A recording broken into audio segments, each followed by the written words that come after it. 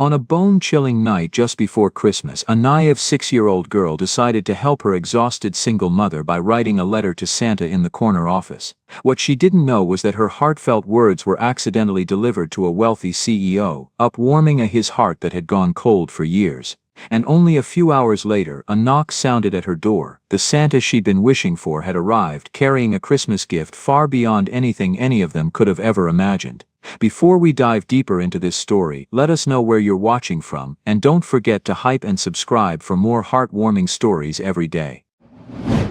Ashford Ridge wasn't the kind of town people talked about on postcards, but 1 week before Christmas, it looked exactly like a place where miracles were supposed to happen. Snow rolled off the green Vermont hills in slow silvery sheets, storefronts glowed with wreaths and ribbons, lights blinked along the rooftops like tiny warm heartbeats in the cold. The air carried that familiar winter mix, pine, cinnamon, and the faint smokiness of someone's old wood stove humming through the night. It was beautiful, magical, even. But not everywhere in town shared that magic. Not the run-down little wooden house on the edge of town where the wood-burning stove had given up sometime around Thanksgiving and never woke back up. That was where 6-year-old Lucy Hart sat cross-legged on the drafty wooden floor, tongue poking out just a little, gripping a red crayon like it was some kind of magic wand she hoped would change everything. Her black curls bounced every time she leaned closer to the paper. She was drawing each letter larger than the last because she wanted to make sure he could read it, whoever he really was. Across the room, her mom Marion moved quietly in the kitchenette, trying not to show how exhausted she was after another double shift at the bakery.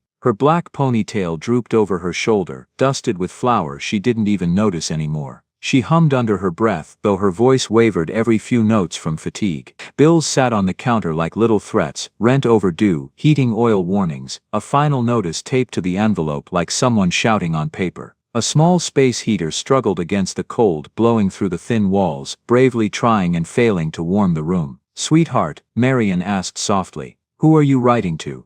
Lucy looked up as if she'd been caught performing a secret mission. Her big bright eyes flickered with excitement. "To Santa," she said.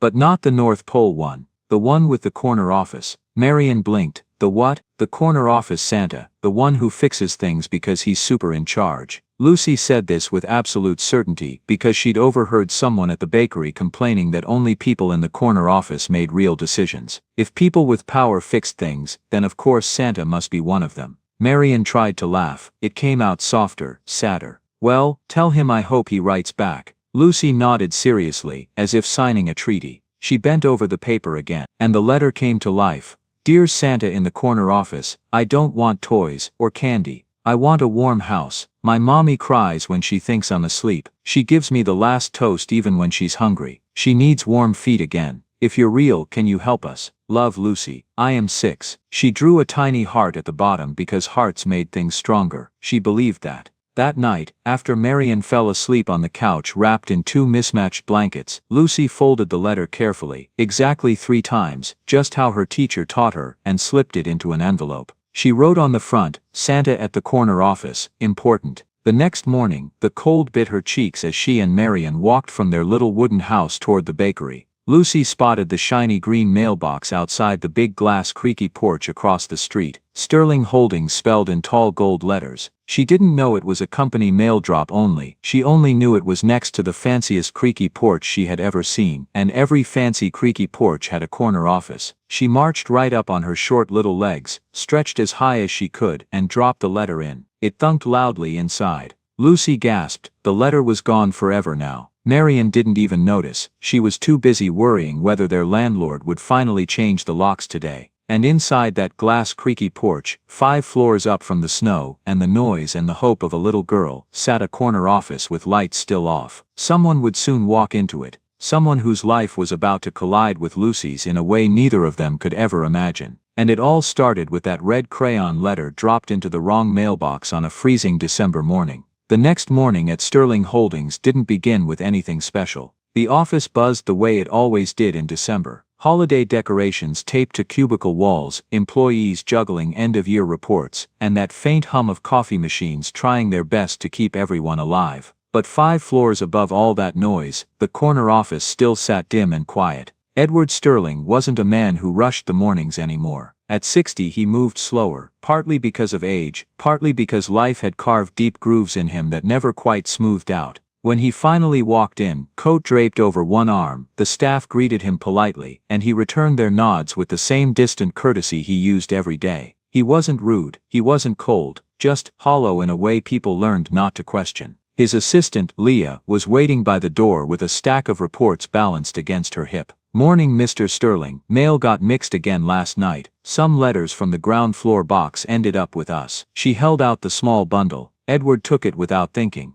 "Thank you. Just leave the quarterly summary on my desk." He said it like muscle memory, his voice flat, steady, predictable. Another regular morning, another set of numbers to bury himself in. Another day where nothing had to be felt, until he saw it. A small envelope, child-sized, crumpled edges, red crayon handwriting. Something about it made him pause, not dramatically, just a slight hitch in his breath that Leah didn't catch before she walked off. Edward stared at the envelope for a moment longer than he meant to. Red crayon letters read, "Santa at the corner office, important." He almost set it aside, almost, but something in the uneven handwriting tugged at him with a strange, unwanted familiarity, and before he knew it, his thumb slid under the flap. The letter unfolded in one soft crackle, and he started reading. As he read, the room around him didn't just quiet, it disappeared. Lucy's handwriting, large and crooked, spelled out a truth so simple it felt like someone had torn open the locked door in his chest.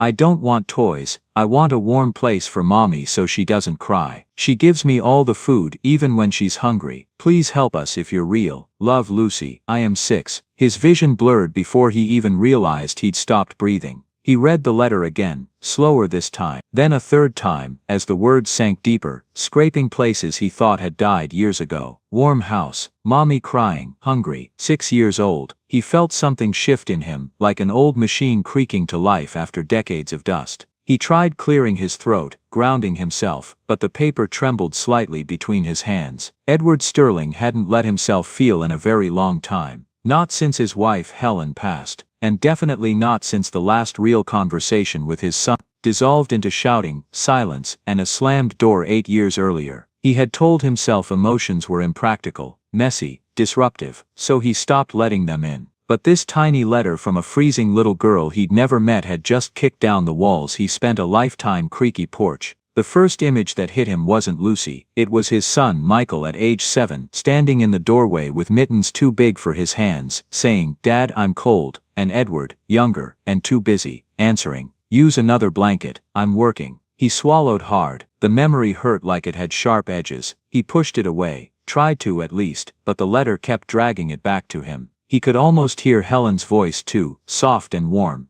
"Ed, you forget sometimes, kids don't need perfect fathers, just present ones." He blinked, eyes stinging. He hadn't allowed himself to think of Helen's voice in years. He folded the letter once, twice, as if neat corners might help contain the emotional punch inside it. It didn't. When he lifted his head, Leah was standing in the doorway again, waiting for a signature. She froze. "Sir, are you okay?" Edward wasn't sure what she saw, maybe the redness around his eyes, or the way he gripped the letter like it might slip away. He gave the smallest nod. "Just give me a moment." Leah backed out silently. Edward stood and walked to the window overlooking Ashford Ridge. Snow drifted slowly from the sky, brushing against the glass like tiny reminders of everything he'd ignored, everything he'd missed, everything he'd lost by being too rigid, too afraid, too hurt to try again. He pressed the letter against the window gently, almost like he needed the cold behind it to steady him. "A warm house," he whispered. The words cracked something open all the way. He suddenly remembered the cardboard box still sitting in his attic, filled with toys he bought years ago, hoping someday his son would let him meet his grandson. Toys that were never given, letters that were never answered, apologies he never made.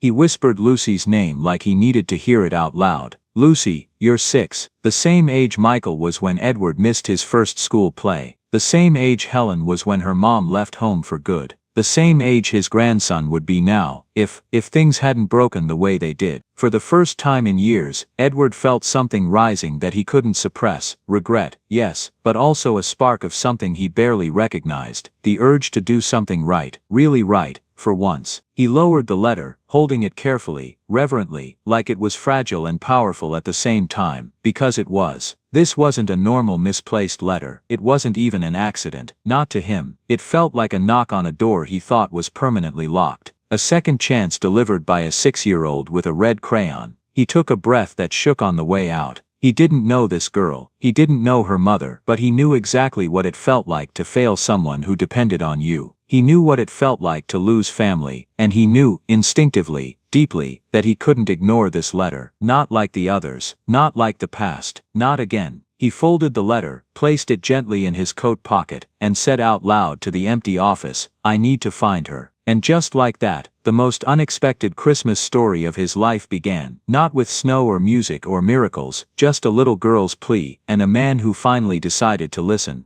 Edward Sterling wasn't a man who acted on impulse. For 60 years he'd built a life on structure, order and predictable outcomes. But that morning, with Lucy's red crayon plea burning a hole in his coat pocket, predictability didn't stand a chance. The moment he stepped out of his corner office, he already knew he wasn't finishing a single report today. Not when a freezing little girl somewhere in this town believed he was Santa, the kind of Santa who fixed things. He wasn't that man. He hadn't been that man in a long time. But the letter made him want to try. He reached Leah's desk, and she looked up, startled. Edward never came out once he went in. Not before noon. Not in December. "Leah," he said, voice rough from whatever storm was still happening in his chest. "I need your help." Leah blinked, scanning his face like she was trying to figure out if this was some kind of test. "My help? With what?" she asked carefully. He set the envelope on her desk, sliding it toward her like it was evidence in a case he was reopening after decades. "I need to find the child who wrote this." Leah read the letter silently. Her expression softened immediately, then tightened with worry. "There's barely anything to go off, just a smudged pencil mark on the back, and his street name, but no number." "It's enough," Edward said. "Start with the street. There can't be many creaky ports with mailboxes accessible to a 6-year-old. Leah expected him to delegate the task and forget about it, like every other time something emotional tugged at him. Instead, he stood there waiting, determined. She opened a map on her screen. "There's only one residence out there, a small run-down wooden house near the tree line, registered to a single mother with a young child." She paused. Not the good side of town. Edward knew exactly what that meant. Lower income, poor heating, old wiring. The kind of place where a child might write a letter like Lucy's. Leah clicked one more time, pulling up rental records. Cabin-like room. Tenant, Marion Hart. Notes say she has a young child. She looked up, almost apologetic. "That's all I can find." But for Edward, it was everything. "Good," he said, already reaching for his coat. "I'll go myself." Leah's eyebrows shot up. "Sir, maybe I should contact them first." "No," Edward said gently but firmly. "This is personal." He didn't explain what that meant, but she understood. And maybe, for the first time since she'd started working for him, Edward saw something like respect, real respect in her eyes. As Edward stepped into the elevator, he felt an old familiar fear rising. It wasn't fear of danger, it was fear of caring again. Fear of opening a door he'd slammed shut 8 years ago. Fear that whatever he'd lost with his son couldn't ever be fixed. And this little girl's letter had ripped that wound wide open. But he still pressed the lobby button. Still walked outside into the cold, still headed for his car with a determination that didn't feel borrowed from logic or habit. It felt human, painfully human, in a way he hadn't been in so long. The drive across town was short but unnervingly quiet, the kind of quiet that magnifies every thought you try to outrun. Snow dusted the windshield, soft and slow, like the town itself was watching what he would do next. When he reached Briarwood Lane, the contrast hit him instantly. Sterling Holdings was polished glass and warm lighting. Briarwood Lane was chipped paint, a flickering thin drafty walls bulb, and a cold wind slipping through cracks in the siding. The porch steps creaked under his boots. The wood siding was warped, paint peeling, cold air slipping through every crack. It wasn't unsafe, but it carried the weary look of a place that fought a losing battle with winter every year. Edward hesitated outside the door. What was he even going to say? "Hello, your daughter wrote to Santa, and I'm here to what? Help." He wasn't used to sounding unsure, but the memory of Lucy's handwriting steadied him. He knocked, soft at first, then firmer. On the other side, footsteps shuffled, careful and wary. The lock clicked, and the door opened just enough for a woman to appear. Tired eyes, flour, still dusting the sleeves of her jacket, hair pulled back in a messy bun. Marion Hart. She looked at him like she was already bracing for bad news. "Can I help you?" she asked, voice cautious. Edward cleared his throat. "Miss Hart, my name is Edward Sterling." Her expression didn't change. His name meant nothing to her, and honestly that was refreshing. He held up the envelope. "I believe your daughter wrote me a letter." Marion's confusion shifted into alarm. "Is she in trouble? Did something happen?" Before Edward could answer, a small voice from behind her cut in. "Mommy, is that him?" Lucy peeked out from behind her mother's leg, eyes widening at the sight of the envelope in Edward's hand. "You're Santa," she said, not loudly, but with such certainty, it hit Edward harder than he expected. Marion turned, stunned. "Lucy, what are you talking about?" Lucy marched forward 2 determined steps. "That's my letter." "I know it is." She pointed at Edward like she was identifying someone in a lineup. For the first time in years, Edward laughed, not a full laugh, but a soft, disbelieving sound that felt like something unclenched inside him. "I suppose I am Santa today." Marion's shoulders softened just slightly, not trusting yet, but no longer afraid. She opened the door wider. "You'd better come in then," she said quietly. And as Edward stepped inside that cold little wooden house, something shifted, not dramatic, not loud, but real. The world he'd locked himself out of for years cracked open a little, just enough for one small girl, just enough for hope, just enough for the story to truly begin. Edward stepped into the little wooden house slowly, almost cautiously, like he didn't want to disturb the fragile warmth inside. The little wooden house was cramped, the kind where everything felt worn but loved. A tiny artificial tree stood in the corner, decorated with exactly 3 ornaments, 1 mismatched bauble, 1 paper star, and 1 cotton ball snowman. Lucy had clearly made at school. The space heater hummed loudly near the old window, trying its hardest to pretend it was a real heater. Marion closed the door behind them, her hand lingering on the knob as if she wasn't sure she should have invited him in at all. She kept her voice steady. "You said she wrote you a letter. I'm still trying to understand why that letter ever ended up with you." Edward held the envelope carefully, like it was something fragile. "It landed in one of our internal mailboxes by mistake. My assistant handed it to me during a meeting. I couldn't ignore it." Marion stared at him for a second too long, suspicion flickering across her face. "Well," she said quietly, "we don't need charity." Lucy popped up in front of them before Marion could finish the sentence, moving with the speed of a kid who already made up her mind. "Mommy, he came because he heard me. Santa always hears me." The way she said it, confident, believing completely, hit Edward in the chest like a gentle punch. It was the kind of faith he hadn't seen since his own son used to wait for him at the window with drawings and questions and hopes that once felt endless. Edward crouched down so he could meet Lucy at her height. "Hello Lucy," he said, and his voice came out softer than he intended. "I got your letter." She looked up at him like she was inspecting him, squinting a little, assessing the wrinkles, the tired eyes, the gray at his temples. Then she nodded with total seriousness. "I knew you'd come." Marion pressed her hand to her forehead. "Lucy, for heaven's sake, he's not actually." "It's all right," Edward said gently, standing again. "Santa can look like anyone." Lucy gasped dramatically. "I knew it." Marion sighed, but there was the smallest hint of a smile tugging at her lips, just a little, but real. Edward felt something loosen inside his chest, something he hadn't felt in a long time, the sense that he wasn't intruding, he was needed. "Can I see what you're coloring?" he asked. Lucy grabbed his hand instantly, and tugged him toward the little carpet in the center of the room. Marion stiffened at the sight of her daughter pulling a stranger, but she didn't stop her, not yet. Edward sat on the floor beside Lucy, while she spread her papers like treasure maps. Each drawing was chaotic and joyful. Tiny houses, stick figure moms and daughters, snowmen, and something that looked like a dog, but also could have been a cloud with legs. "This one's our house," Lucy said, holding up a picture with shaky lines. "That's Mommy, that's me, and that's the cold." She pointed to the blue scribbles, drawn right over the windows. Edward felt his throat tighten. She had literally drawn the cold. Marion stepped closer, her voice low. "She draws what she feels. It's how she processes things." There was no bitterness in her tone, no self-pity, just honesty, and that honesty hit harder than any emotional speech could have. Edward nodded, still staring at the picture. "You're a very brave girl, Lucy," she beamed. "Mommy says brave is when you try even if you're scared." "She's right," he said quietly. Marian froze for a second, not expecting to hear her words echoed back with such gentle sincerity. Something in her posture softened, just a little. The room's overhead light flickered suddenly, one quick blink then another. Lucy didn't flinch, but Marian let out a breath that sounded too practiced. "It does that when the heater overloads the wiring," she said. "I've called maintenance, but no one's been up yet."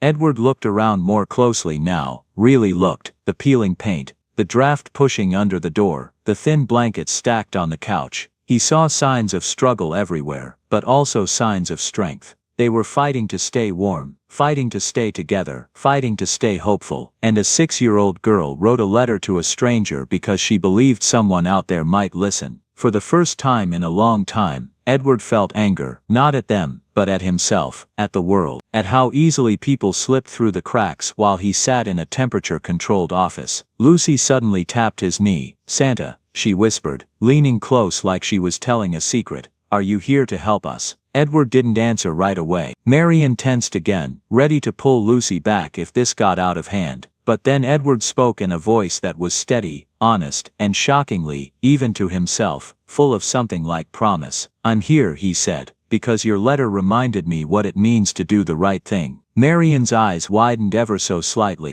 not trusting, but listening. Lucy nodded once, satisfied. "Good," she said. "Mommy needs someone to help fix things. She does everything, but she can't fix all the cold." The heater hummed louder, straining. Snow tapped the window in small cold rhythms, and inside that tiny little wooden house, something shifted, not fully, not magically, but the beginning of something real, the beginning of a door cracking open, the beginning of a connection none of them saw coming. And Edward Sterling, who spent years keeping people out, felt something he hadn't felt in a very, very long time. He felt pulled in. Edward hadn't expected to stay long. He told himself he'd come in, explain the mix-up, maybe offer some temporary help, and leave before the emotions got too thick to breathe. But the longer he stood inside that tiny little wooden house, the more the past began dragging him sideways, back into rooms he'd sealed off years ago. He tried to shake it off, tried to focus only on Lucy's drawings, Marian's polite distance, the draft whispering under the window. But memory has a way of slipping through cracks even tighter than cold wind. Lucy held up another picture, a stick-figure man with gray lines for hair, and a big red heart floating above his head.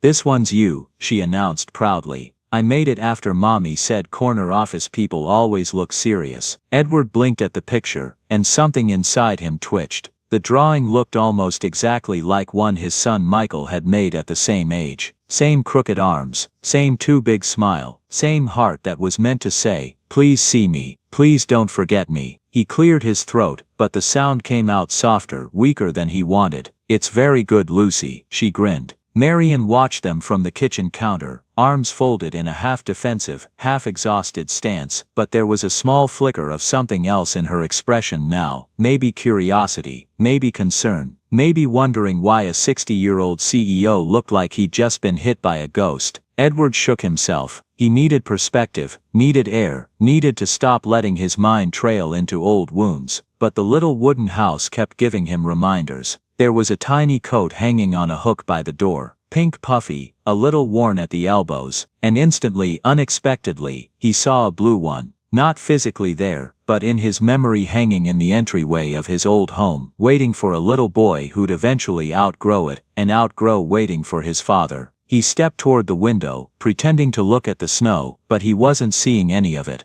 He was seeing Helen, his late wife, standing beside that little blue coat, saying, "Ed, you're missing too much. He won't be this small forever." And he, younger and too driven, replying, "I'll make it up this weekend. I promise." Except he never did. Weekend after weekend slipped through his fingers until the boy stopped asking, until the boy stopped trusting, until the boy stopped trusting. Until the boy stopped being a boy altogether. Behind him, Lucy climbed onto the couch and tugged a thin blanket over her legs. "My mommy keeps the blanket for me even when she's cold," she said casually, not knowing she was twisting a knife he tried to bury for years. Marian looked up sharply. "Lucy, don't say things like, 'It's all right,'" Edward said, turning back toward them. Kids tell the truth better than adults. Marian's eyes softened, but only by a fraction. Truth doesn't pay rent, she said. She meant it as a joke, but it landed heavier than either of them expected. The room fell quiet for a moment. Then Lucy reached under the couch cushion and pulled out a stuffed animal, a floppy-eared rabbit, missing one button eye. "This is Mr. Thump," she declared proudly. "Mommy fixed him 4 times already." Edward stared at the rabbit, and just like that, another memory surged. He once fixed a broken toy truck for Michael on a night when he finally came home early. His son had looked at him like he'd hung the moon, and that tiny spark of joy, so pure, so simple, was something Edward hadn't allowed himself to remember. But in Lucy's smile, he saw it again. That warmth, that trust, that open, unguarded belief kids have before the world teaches them caution. He sat down slowly in the small armchair, feeling the weight of every lost year pressing against his ribs. "Lucy," he said gently, "you're very lucky to have a mom who takes care of you like that." "I know," she answered instantly. "Mommy is the strongest person ever. She can lift the laundry basket with one hand." Marian snorted softly. "That's because the other hand is usually holding you." Lucy shrugged like this was the most logical thing in the world. Then, without warning, she pointed right at Edward and asked, "Do you have a family?" The question punched the air out of him. Marian stiffened, instantly apologizing. "Lucy, he doesn't have to. It's fine," Edward said. But it wasn't fine, not even close. He opened his mouth, then closed it, the truth tightening his throat. "I did," he said finally. "I lost my wife some years ago, and my son." He stopped there. The silence that followed wasn't awkward. It was something heavier, something that made Marian's expression change. Not pity, understanding. Because loss recognizes loss, and even without the details, she seemed to feel the pain tucked between his words. "I'm sorry," she said quietly. "That must have been hard." Edward nodded. "Hard doesn't go away," he said. "It just settles." Lucy, in the way only a child can, reached out and placed her tiny hand on his. "It's okay," she whispered. "Santa gets sad too." That simple gesture shattered something inside him, not violently but gently, like a shell cracking to let light in. Marian watched, her expression shifting in a way she didn't intend to show. She saw a man who had been carrying grief alone for far too long. She saw Lucy treating him like family without asking permission. And somewhere deep inside her something loosened. Just a little. Enough to let a sliver of warmth slip in. Edward realized something too. He wasn't just seeing a struggling mother and her hopeful daughter. He was seeing echoes of his wife's gentleness in Marian's patience, of his son's childhood in Lucy's drawings, of the family he lost in the family standing right in front of him. And in that moment, painful and hopeful all at once, he understood something clearly. This wasn't just about helping a child. This was a second chance he never expected, and didn't deserve, but couldn't walk away from. Not now. Not after this. Not after seeing what he saw. Edward didn't plan the invitation. It rose inside him naturally, the way a warm breath fogs a cold window, quiet, instinctive, undeniable. One minute he was watching Lucy arrange her crayons into a perfect rainbow line, and the next he realized how cold the little wooden house felt when her little hands stopped moving. The heater buzzed harder, pushing warm air that barely grazed the room before fading into nothing. Marian rubbed her arms without realizing it, her breath just faintly visible near the window. Something inside him snapped, not in anger but in a kind of protective urgency he hadn't felt in years. He stood before he even thought about it. "Marian," he said, and his voice carried a steadiness that made her straighten instinctively. "I can help with the heating situation." Marian bristled instantly. "We're not," but he lifted a hand gently, not to shush her, just to ask for a second of space. "I know you don't want charity. And I respect that. But this isn't charity, it's a practical solution." She hesitated, torn between pride and exhaustion. What kind of solution? Edward took a breath, choosing each word with the careful precision of someone terrified of overstepping. "I have a guest house on my property. It's empty most winters. It's warm, safe and private. You and Lucy could stay there until the cold settles." Marian's expression froze, not shocked in a dramatic way but in the wounded, wary way of someone who's had every offer in her life come with strings attached. "You're inviting us to live on your estate," she said slowly. "Temporarily," he added quickly. "On your terms, not mine." Lucy lit up instantly. "A guest house," she squeaked, eyes widening like she'd just spotted Santa's sleigh itself. "Like a tiny little castle, with hot cocoa." Edward smiled before he could stop himself. "If you want cocoa, I'll make sure you get cocoa." Marian swallowed hard. She wasn't a woman who said yes easily. She'd built her life on doing things alone, because doing things alone meant no one could disappoint you. No one could leave. No one could break something you were barely keeping together. But then she glanced at Lucy, her cold reddened cheeks, the thin leggings she'd outgrown but still wore, the hopeful way she bounced on her toes. And something inside her cracked just a little. Not enough to break, but enough to let in the smallest sliver of possibility. Just for a few days, she asked quietly.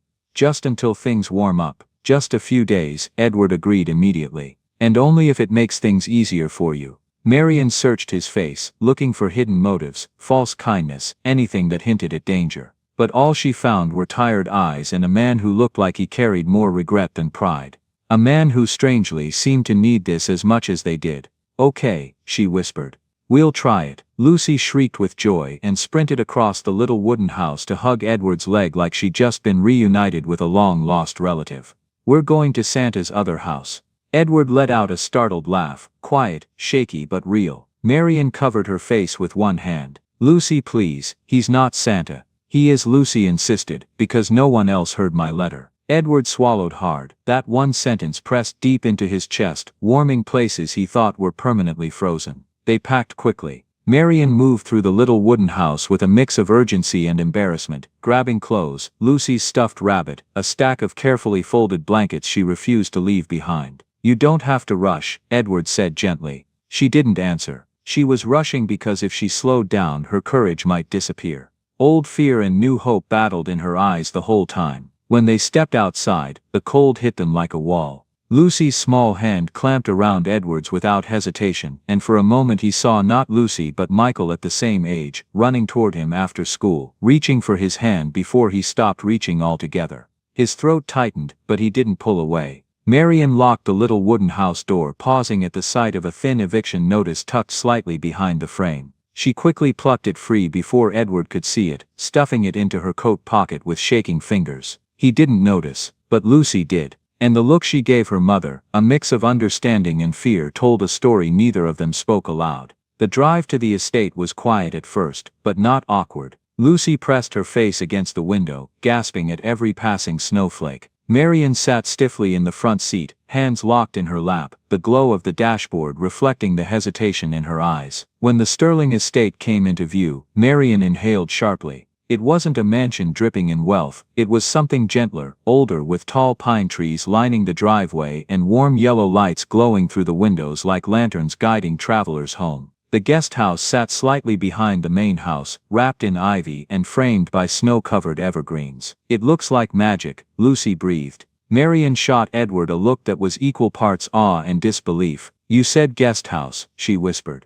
"I wasn't expecting this." Edward parked the car and stepped out, letting the cold bite at his cheeks before circling around to help Lucy down. "It's yours for now," he said. "Everything inside is ready, heat on, blankets fresh, kitchen stocked." Marian froze again, not because she didn't trust him, but because no one had prepared anything for her in years. No one had thought ahead on her behalf. No one had ever said "it's ready for you," like she mattered. The keys trembled in her hand before she finally spoke. "Thank you," she whispered, quiet, but heavy with meaning. Edward nodded. "You're welcome." As the door opened, warm air washed over them like a soft embrace. Lucy stepped inside first, spinning slowly in amazement. "Mommy, look, it's warm, really warm." Marian stepped in second, hesitant but drawn, like someone approaching a fire after being cold too long. Edward remained at the doorway, watching them with a mixture of relief and something deeper, something he wasn't ready to name. For the first time in many winters, the cold didn't feel so sharp.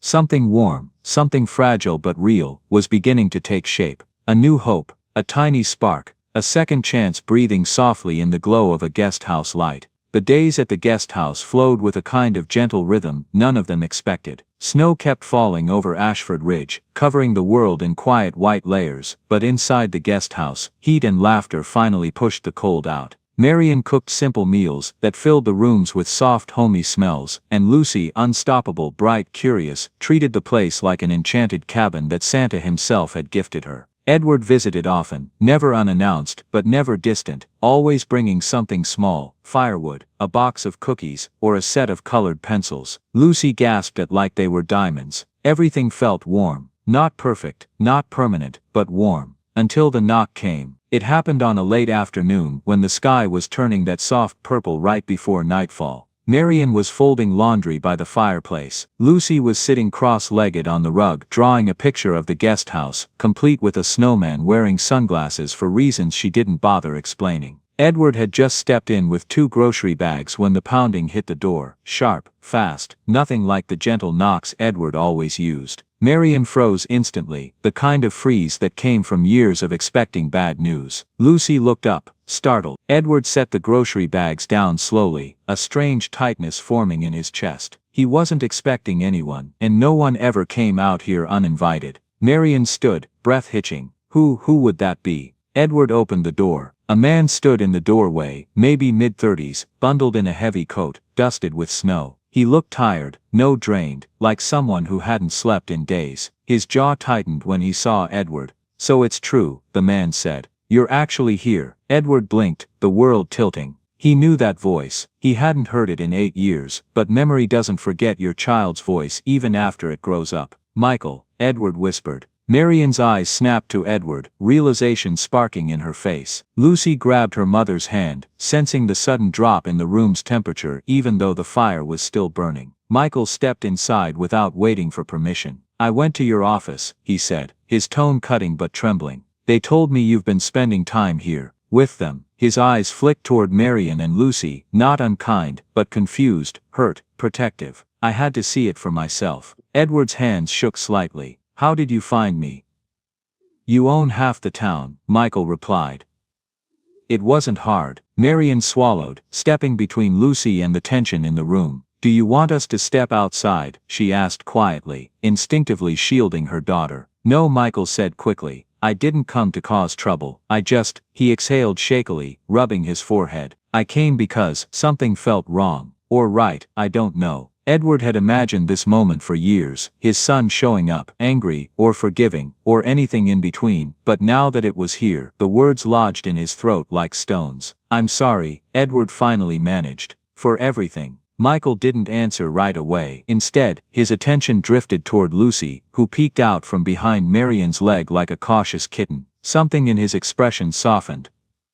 "You're the little girl from the letter, aren't you?" Lucy nodded slowly. "Are you Santa's son?" Marian nearly choked, but Michael actually let out a small stunned laugh, the sound of someone who hadn't expected to feel anything warm in that moment. "No," he said gently, "not exactly." Edward stepped forward, voice cracking. "Michael, please, I never meant for any of this." Michael raised a hand, cutting him off. "Dad, I didn't come here to argue. I came because Mom's birthday is tomorrow." The air thinned. Edward's face went pale. Marian looked between them, not understanding but feeling the weight instantly. Michael continued, softer. "I knew you'd be alone, and I didn't want that. Not this year." Edward wasn't ready for the next words. "I miss her," Michael whispered. "And I miss what we were supposed to be." Edward's breath caught. "I do too," he said, eyes glistening. "More than you know." Something unspoken pulled tight between them. 8 years of distance, grief, resentment, misunderstandings, missed birthdays, missed chances, and now a little girl's letter had cracked the silence wide open. Marian stepped aside quietly, letting father and son face each other without witnesses. Lucy climbed onto the couch, watching with wide solemn eyes, the way children instinctively understand big moments. Michael looked around the guest house, the cozy fire, the warm blankets, the sense of peace he hadn't seen around his father in years. "You're different here," he said. Calmer, softer. His voice shook slightly. "I didn't know you could be like this." Edward swallowed hard. "I didn't know either." Michael glanced at Marian and Lucy again. "Did they do this for you?" Edward answered honestly. "They reminded me who I used to be, who I should have been for you." The quiet in the room was thick, emotional, not suffocating but heavy with truth. Michael stepped closer, not fully forgiving, but no longer running. "I'm not ready to fix everything," he said. "But maybe I'm ready to try." Edward's breath trembled, not relief, not victory, something gentler, something real. "Trying is enough," he said softly. Marian exhaled shakily, a hand over her heart. Lucy leaned toward her and whispered, "Mommy, did I fix something?" Marian hugged her tightly. "Maybe you did, sweetheart," she whispered back. "Because sometimes a letter doesn't just reach the right desk, it reaches the right heart." The air inside the guest house softened after Michael's arrival, but the tension didn't vanish. It hovered, thin and crackling, especially around Marian. She moved gently, almost carefully, like someone walking through a room filled with memories she didn't belong to. For the first time since arriving at the estate, she felt out of place, not because of Edward, but because of the unexpected reunion unfolding right in front of her. She kept replaying the scene over and over, the son she didn't know existed, stepping through the door, the shock on Edward's face, the undercurrent of old hurt coursing between them. She knew enough about pain to recognize the depth in theirs. Edward noticed her silence. He'd always been observant, not the nosy kind, but the quiet watcher type, the kind who saw the way someone's hands trembled, even when their voice didn't. And tonight, Marian's hands trembled constantly. He approached her after Michael stepped outside to take a call. "I'm sorry," Edward said gently. "You didn't sign up to be in the middle of all that." Marian forced a small smile. "You don't owe me an apology. Family is complicated." He nodded once, more than I'd like to admit, but something in his tone made her glance up. The sadness in his eyes wasn't sharp, it was worn down, softened, like a bruise that had been there too long. She wanted to say something comforting. Instead, she said nothing. Lucy climbed into Edward's lap without hesitation, tiny arms wrapping around him like he'd always been part of her world. "Are you okay, Santa?" she whispered. Edward's breath caught in his throat. "I think I am," he said softly. For the first time in a long while, Marian watched that interaction with emotions she couldn't name. Gratitude, maybe, or guilt, or something warmer she didn't dare examine. Michael soon returned, leaning against the doorframe, arms crossed. "Dad," he said, voice steady but cautious, "can we talk outside?" Edward nodded and followed him out into the snowy yard. Marian stood by the window, watching father and son walk down the path under the warm glow of pine-wrapped lights. She didn't want to eavesdrop, but every step they took looked heavy. Outside, the snow muffled everything except the truth sitting between them. "You look different," Michael admitted, happier, less corporate. Edward cracked a small smile. "That's one way to say it." Michael shoved his hands into his pockets. "I came here thinking you'd replaced us, that maybe you found some new family to fill the gap." Edward's eyes widened. "What?" "Michael, no, I know," Michael said quickly, shaking his head. "I know that now, but that's why I panicked. I didn't expect to see you with them. And then I saw how gentle you were with Lucy and it confused me, because I never got that version of you." Edward closed his eyes for a moment, the words hitting harder than he was prepared for. "You're right," he said quietly. "You didn't, and that's my biggest regret." Michael's voice cracked. "I used to think I wasn't enough, that you worked so much because I wasn't worth coming home to." The sentence slipped into the air like a confession carved straight from an old wound. Edward stepped closer, no hesitation. "You were enough," he said, voice trembling. "I just wasn't the father you needed, and I can't fix those years, but I want to fix what's left." Snow continued falling around them, soft and silent, like the world was holding its breath. Inside the guest house, Lucy watched from the window, her little eyebrows pinched together. "Mommy," she whispered, tugging Marian's sleeve, "are they going to stop being sad?" Marian brushed Lucy's hair. "I hope so, sweetheart. Can we help them?" Lucy asked. "We helped the heater. We can help this too." Before Marian could stop her, Lucy ran to the door, shoved her boots on, and burst outside like a snowball with a mission. She barreled right between the two men and grabbed both their hands. "Nobody's allowed to be sad on Santa's porch," she declared, with full 6-year-old authority. Edward let out a startled laugh. Michael, caught off guard, looked down at the tiny girl holding his hand like they'd known each other for years. Marian ran out, mortified. "Lucy, you can't just..." "It's okay," Michael cut in, kneeling to her height. "You're right, Santa's porch should be a happy place." Lucy nodded solemnly. "Then you and Santa need to hug. Hugs fix things." Marian almost fainted from embarrassment, but Edward and Michael looked at each other in that frozen moment, something fragile and raw balancing between them. Slowly, cautiously, Michael stood and stepped forward. Edward didn't move away. Their hug wasn't dramatic, it wasn't cinematic, but it was real, shaking, quiet, full of words neither of them could say out loud yet. Marian put a hand over her mouth. Lucy grinned like she'd just saved Christmas. When they finally walked back inside, something had shifted, not fully healed, but unlocked. Michael glanced around the guest house again. "Mom," he said softly, out of nowhere. Edward stiffened. Marian blinked. Michael pointed toward a small framed photo on the mantel. Edward's late wife, smiling in the sun. Tomorrow's her birthday, Michael said. Would it be all right if we all visited her together? Edward's eyes filled instantly. I would like that, he whispered. Marian felt warmth bloom unexpectedly in her chest. Not romantic, not complicated, just human. A family stitching itself back together with small careful threads. Lucy climbed into Michael's lap as if claiming him too. Are you Santa's son now? She asked, proudly. Michael laughed, really laughed this time. Yeah, he said, ruffling her hair. I guess I always was. Marian exhaled, a long heavy breath she didn't even realize she'd been holding. Later that night, after Lucy fell asleep and Michael left to get some rest at a nearby inn, Marian sat alone by the fire, staring into the flames. Edward had offered her tea before retreating to the main house, and now she held the warm mug in both hands like it was an anchor. She'd been quiet all evening, too quiet. A soft knock came at the door. Edward stood outside, looking uncertain. May I come in for a moment? Marian nodded, and he stepped inside, closing the door gently behind him. I wanted to thank you, he said, for being so patient with everything tonight. You don't need to thank me, Marian said quietly. Edward sat down across from her, studying her face. You've been carrying something all evening. I can see it. Marian looked down at her tea, her jaw tightening. For a long moment, she didn't speak. When she finally did, her voice was barely above a whisper. I used to have dreams too, you know. Edward leaned forward slightly, listening. Before Lucy was born, she continued, I was working toward my culinary degree. I wanted to open a small cafe, nothing fancy, just a place where people felt warm, safe, like they mattered.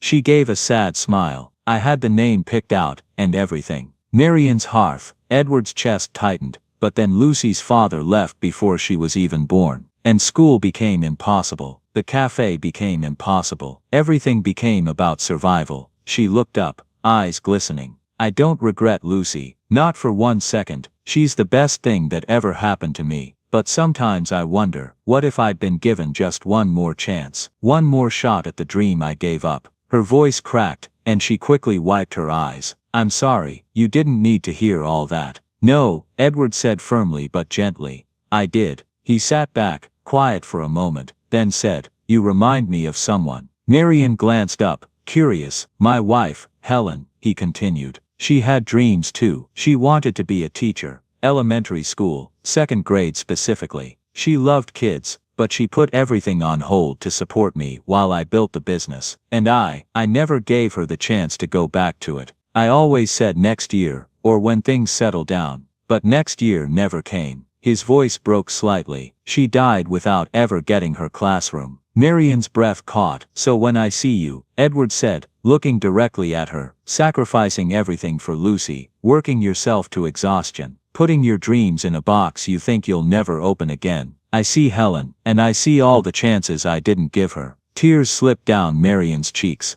You deserve more than survival, Marian, Edward said softly. You deserve your dream too. She couldn't speak. She just nodded, overwhelmed. Edward stood slowly. Get some rest. Tomorrow's going to be a big day. As he reached the door, Marian found her voice. Edward, he turned. Thank you, she whispered, for seeing me. He gave a small sad smile. You were never invisible, Marian. You just stopped believing you mattered. And with that he stepped out into the cold night, leaving Marian alone with her thoughts, her dreams, and the first flicker of hope she'd felt in years. Christmas morning in Ashford Ridge didn't arrive quietly. It rolled in with thick snow, ringing church bells in the distance, and that soft golden light that makes everything look like a painting someone warmed with their hands. The guest house glowed like a lantern in the early daylight, and inside it felt like the world's coziest snow globe. For the first time in years, Edward woke up with something he hadn't expected. Not stress, not dread, not the sharp emptiness that had filled every holiday since his wife passed. Actual anticipation.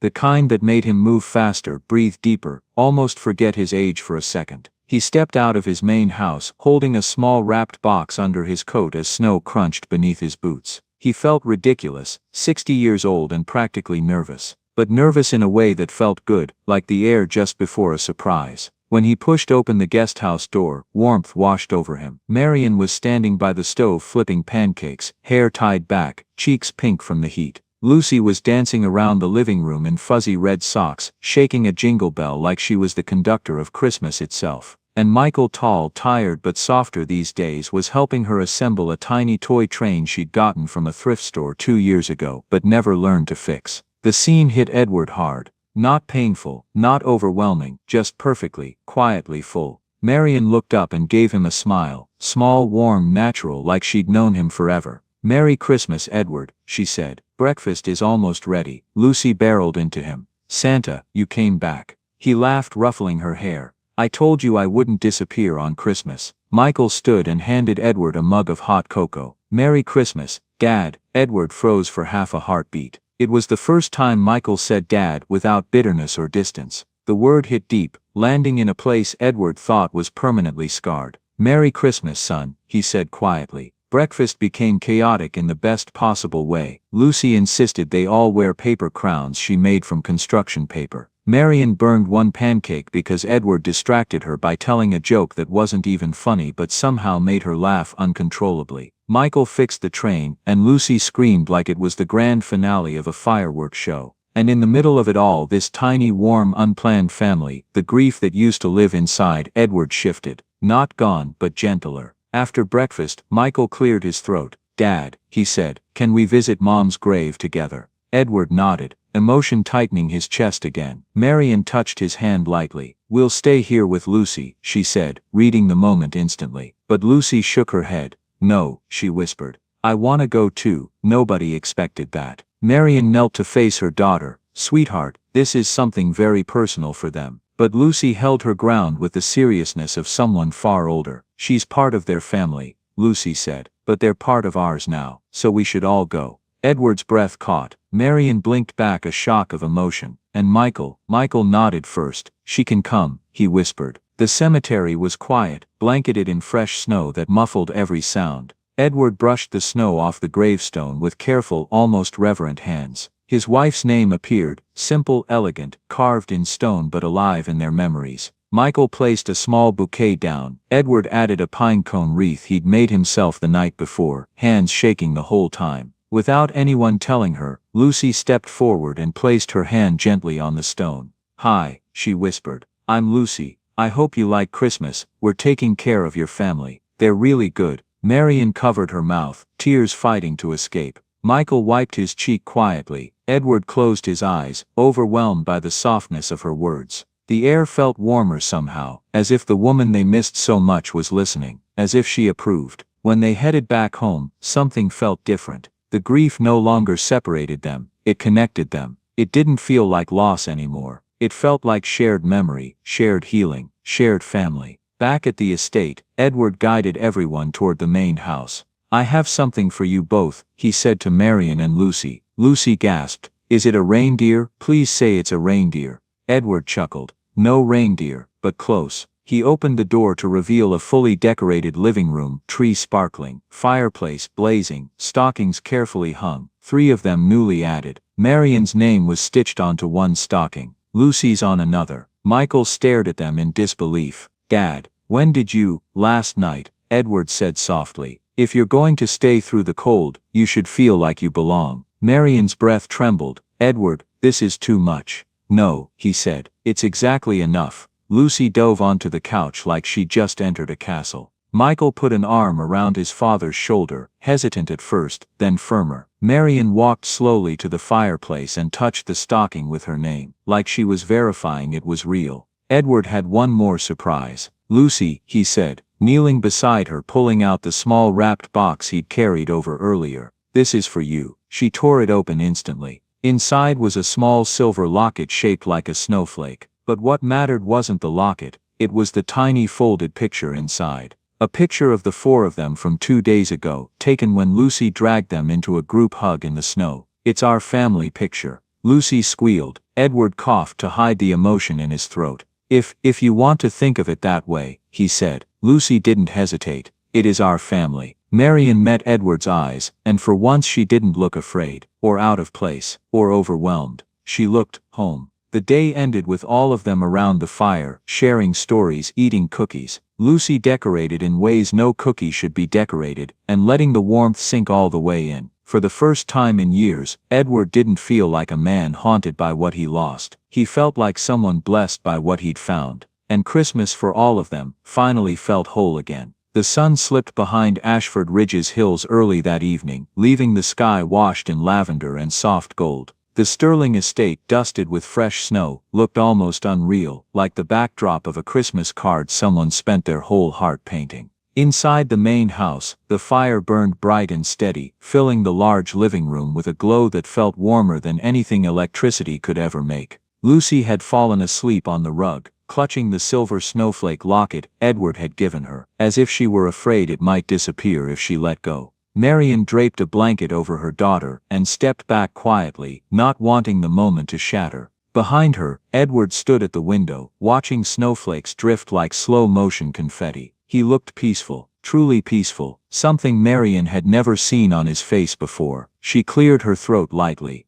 "Edward, I just wanted to say thank you for all of this. For today, for letting us be part of something so." Her voice trailed, not knowing the right word. Edward gave a small smile, something that doesn't feel broken anymore. Marion nodded, her eyes warming. Yes, exactly that. But Edward wasn't finished, not even close. Edward took a slow breath, almost bracing himself, then reached into the drawer of the old wooden cabinet beside the window. He pulled out a flat, sealed envelope, tied with a thin red ribbon. Not fancy, not expensive looking, but the kind of envelope that held something more important than money or contracts. "Marion," he said quietly, "this is my Christmas gift to you, and to Lucy." She blinked confused. "You've already done too much." "I know," he said with a soft laugh, "but this isn't the same kind of gift. Just open it when you're ready." She hesitated, then untied the ribbon and opened the envelope. Her breath caught. Inside was a deed, a property deed, for a little storefront on Maplebend Street.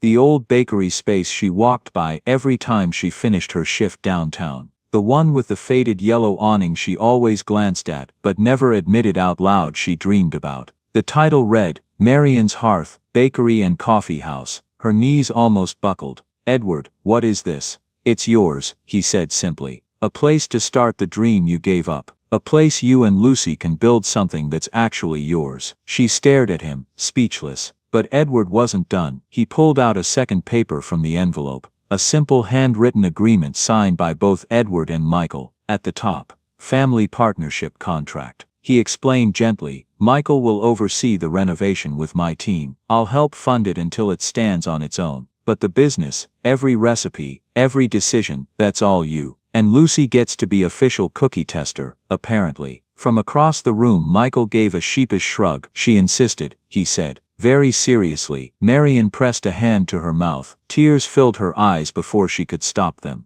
"Edward, I can't accept this. It's too—" "No," Edward interrupted softly. "You don't understand. This isn't charity. This is something I should have done a long time ago." He swallowed. "I spent years creaky porch things that made money. Then I spent years losing things that mattered more than money. But helping someone build something they love, that feels right. And you deserve something that feels right." Behind them, Lucy stirred, rubbing her eyes. "Mom, why are you crying?" Marion knelt, pulling her daughter into her arms. "They're happy tears, sweetheart. Very happy tears." Lucy looked up at Edward with that unfiltered 6-year-old honesty. "Did Santa bring Mommy a present too?" Edward chuckled, voice catching a little. "I guess he did." Lucy gasped dramatically. "Santa at the corner office strikes again." Michael shook his head with a smile. "She's not going to stop calling you that." Edward laughed, and for the first time, it didn't sound hollow or restrained. It sounded alive, but there was still one more thing, one last ribbon to tie around this strange, healing, unexpected new family. Edward turned toward Michael. "I have a gift for you too." Michael frowned. "Dad, no, you really don't need to. This one isn't something you can touch," Edward said. "It's something I should have said years ago." He stepped closer, his voice steady but thick with emotion.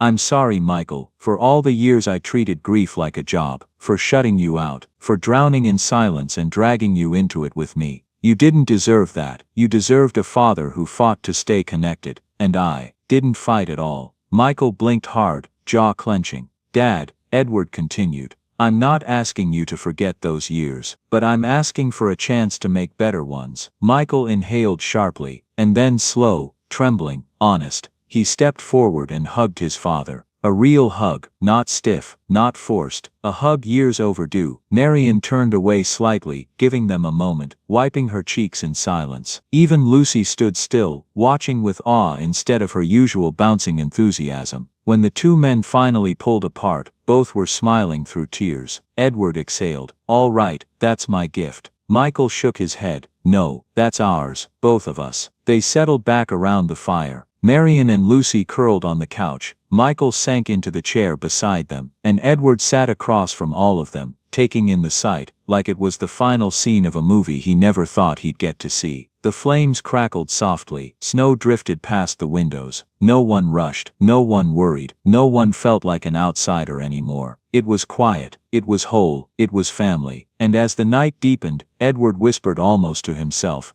This is the best Christmas I've had in decades." Lucy heard him and grinned sleepily. "It's because you didn't ask for toys, just love. And Santa always brings the right thing." Everyone laughed, soft, warm, grateful, and in that moment, it felt like the entire world breathed out with them. A final gift, a full circle ending, a Christmas that healed everything.